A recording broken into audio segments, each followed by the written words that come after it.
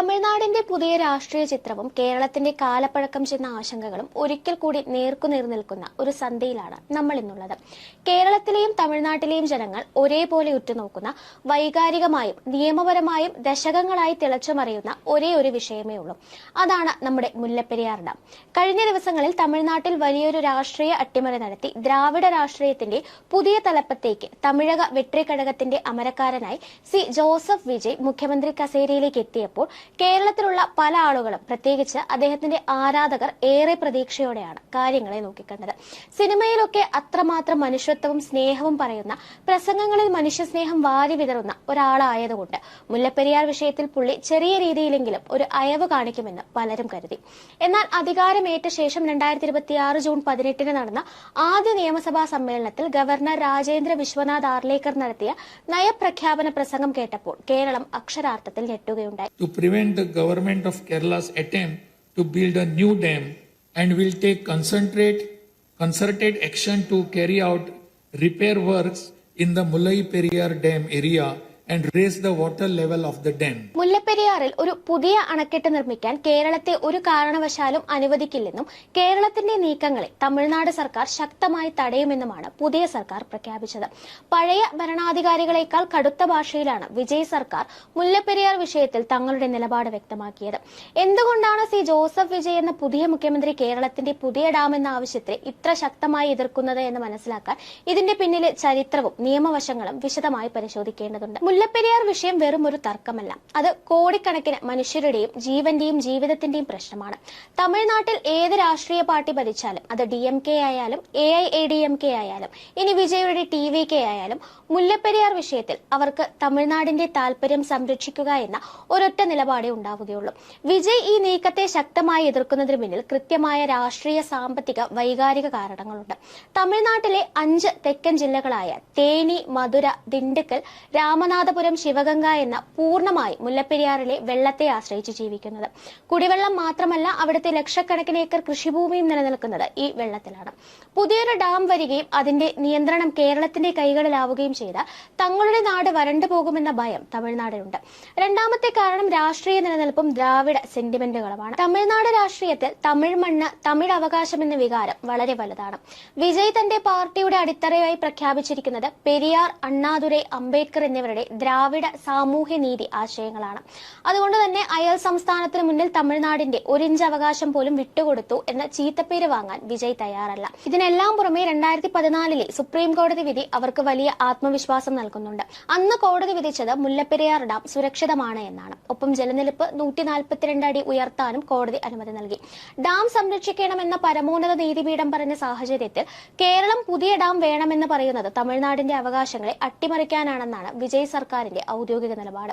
ഈ തർക്കത്തിന്റെ വേരുകൾ കിടക്കുന്നത് 19ാം നൂറ്റാണ്ടിന്റെ 2ാം പകുതിയിലെ ബ്രിട്ടീഷ് ഭരണകാലത്തേക്കാണ്. അക്കാലത്ത് മധുരയും പരിസര പ്രദേശങ്ങളും കടുത്ത വരൾച്ചയിൽ ഉരുകുകയും ആയിരക്കണക്കിന് മനുഷ്യർ പട്ടിണി കിടന്ന് മരിക്കുകയും ചെയ്യുമ്പോൾ പശ്ചിമഘട്ടത്തിന്റെ പടിഞ്ഞാറോട്ടൊഴുകുന്ന പെരിയാറിലെ വെള്ളം അറബിക്കടലിലേക്ക് വെറുതെ ഒഴുകിപ്പോവുകയായിരുന്നു.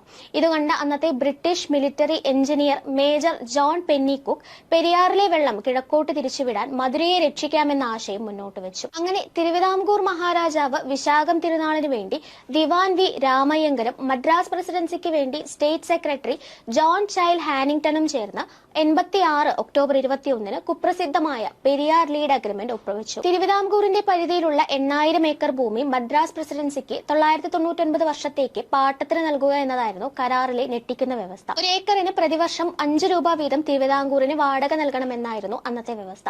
കടുത്ത വേദനയോടെയാണ് രാജാവ് ഇതിൽ ഒപ്പിട്ടത് എന്ന് പറയപ്പെടുന്നു. തുടർന്ന് 87 പെന്നിക്കുക്കിന്റെ നേതൃത്വത്തിൽ തുടങ്ങിയ ഡാം നിർമ്മാണം കാട്ടുമൃഗങ്ങളോടും മലേറിയയോടും പ്രകൃതിക്ഷോഭങ്ങളോടും പോരാടി 95 പൂർത്തിയായി.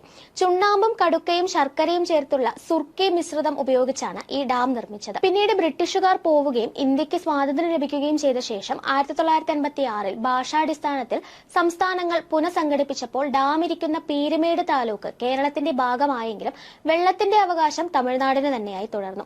70കളിൽ ഡാമിന്റെ സുരക്ഷയെക്കുറിച്ച് കേരളത്തിൽ കേരളത്തിൽ ആശങ്കകൾ ഉയർന്നു തുടങ്ങി. 100 വർഷത്തോളം പഴക്കമുള്ള സുർക്കി ഡാം തകർത്താൽ ഇടുക്കി, കോട്ടയം, എറണാകുളം, ആലപ്പുഴ ജില്ലകളിലെ ലക്ഷക്കണക്കിന് ജനങ്ങളുടെ ജീവൻ അപകടത്തിലാകുമെന്ന ആശങ്കയിൽ കേരളം ശബ്ദമുയർത്താൻ തുടങ്ങി.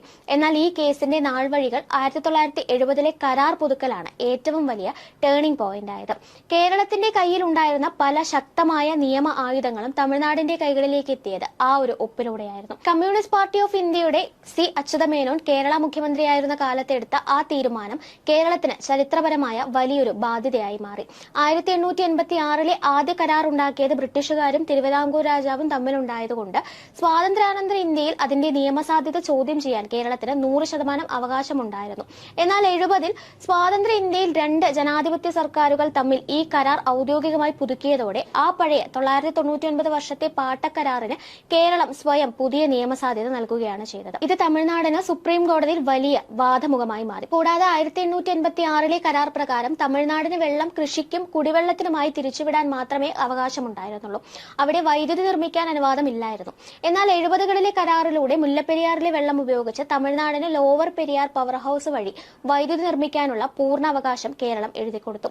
പെരിയാർ തടാകത്തിൽ മീൻ പിടിക്കാനുള്ള അവകാശവും വനത്തിൽ നിന്ന് തടികൾ എടുക്കാനുള്ള അവകാശവും അവർക്ക് ലഭിച്ചപ്പോൾ പകരമായി കേരളത്തിന് കിട്ടിയത് വെറും 30 രൂപയായി ഉയർത്തിയ പാട്ടതുക മാത്രമായിരുന്നു. തുടർന്ന് 2006-ലെ വിധിയിൽ ജലനിരപ്പ് 142 അടിയായി ഉയർത്താൻ സുപ്രീം കോടതി തമിഴ്നാടിന് അനുവാദം നൽകിയപ്പോൾ ആ വിധി മറികടക്കാൻ കേരള നിയമസഭ പെട്ടെന്ന് ഡാം സുരക്ഷാ നിയമം പാസാക്കി ജലനിരപ്പ് 136 അടിയായി നിജപ്പെടുത്തി. എന്നാൽ 2014-ൽ കോടതി നിയോഗിച്ച പ്രത്യേക സമിതിയുടെ റിപ്പോർട്ട് പ്രകാരം ഡാമിന് യാതൊരു സുരക്ഷാ പ്രശ്നമില്ലെന്ന് കണ്ടെത്തുകയും ജലനിരപ്പ് വീണ്ടും 142 അടിയാക്കാൻ ഉത്തരവിടുകയും ചെയ്തു. ഡാമിനെയും ശക്തിപ്പെടുത്താൻ 152 അടി വരെ ഉയർത്താമെന്നും അന്ന് കോടതി പറയുകയുണ്ടായി. ഇന്നത്തെ സമകാലിക രാഷ്ട്രീയത്തിലേക്ക് വരുമ്പോൾ അഴിമതി ആരോപണങ്ങളിൽ തളർന്ന DMK-യും AIADMK-യും ബദലായി ഒരു പുതിയ രാഷ്ട്രീയ ശക്തിയായിട്ടാണ് വിജയ് അധികാരത്തിൽ വന്നത്. തമിഴ്നാട്ടിലെ ജനങ്ങൾക്ക് താൻ കട്ടയ്ക്ക് കൂടെ ഉണ്ടാകുമെന്ന് കാണിച്ചു കൊടുക്കേണ്ടത് അദ്ദേഹത്തിന്റെ രാഷ്ട്രീയ ആവശ്യമാണ്. അതുകൊണ്ടാണ് കർണാടകയോട് കാവേരി വിഷയത്തിലും കേരളത്തോട് മുല്ലപ്പെരിയാർ വിഷയത്തിലും യാതൊരുവിധ വിട്ടുവീഴ്ചയില്ലെന്ന കടുത്ത സന്ദേശം വിജയ് നൽകുന്നത്. എന്നാൽ ഇവിടെ മനസ്സിലാക്കേണ്ടത് ജനങ്ങളുടെ ജീവനാണ് പ്രാധാന്യമെന്നാണ്. ഒരു അണക്കെട്ടിന്റെ ആയുസ് 100 വർഷത്തിൽ കൂടുതലാകരുത് എന്നത് അന്താരാഷ്ട്ര മാനദണ്ഡങ്ങൾ പറയുന്നുണ്ട്. അതുകൊണ്ടാണ് പുതിയ ഡാം വേണമെന്ന കേരളത്തിന്റെ ആവശ്യം തികച്ചും ന്യായമാകുന്നത്. ഡാം ചിലപ്പോൾ 200-300 വർഷം വരെ നിന്നേക്കാം. എങ്കിലും ജനങ്ങളുടെ സുരക്ഷയ്ക്കാണ് പ്രധാനം നൽകേണ്ടത്. തമിഴ്നാടിന്റെ ഭാഗത്ത് നിയമപരമായ കരാറുകളും സുപ്രീം കോടതി വിധിയും ഉള്ളതുകൊണ്ടാണ് തന്റെ സംസ്ഥാനത്തെ കർഷകരെ വഞ്ചിക്കാൻ കഴിയില്ലെന്ന നിലപാട് പുതിയ മുഖ്യമന്ത്രി എടുത്തത്. ഒരു സാധാരണക്കാരന്റെ കാഴ്ചപ്പാടിൽ ഇതൊരു യഥാർത്ഥ പരിഹാരം വിദ്വേഷമോ രാഷ്ട്രീയ പൊരുത്തക്കേടുകളോ അല്ല. 2 സംസ്ഥാനങ്ങളുടെ മുഖ്യമന്ത്രിമാർ ഒരുമിച്ചിരുന്നൊരു ചർച്ച നടത്തുകയാണ് വേണ്ടത്.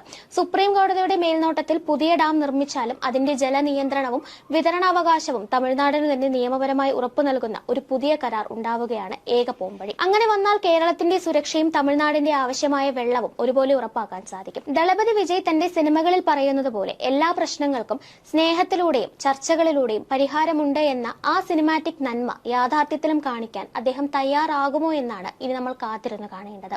News desk India mirror.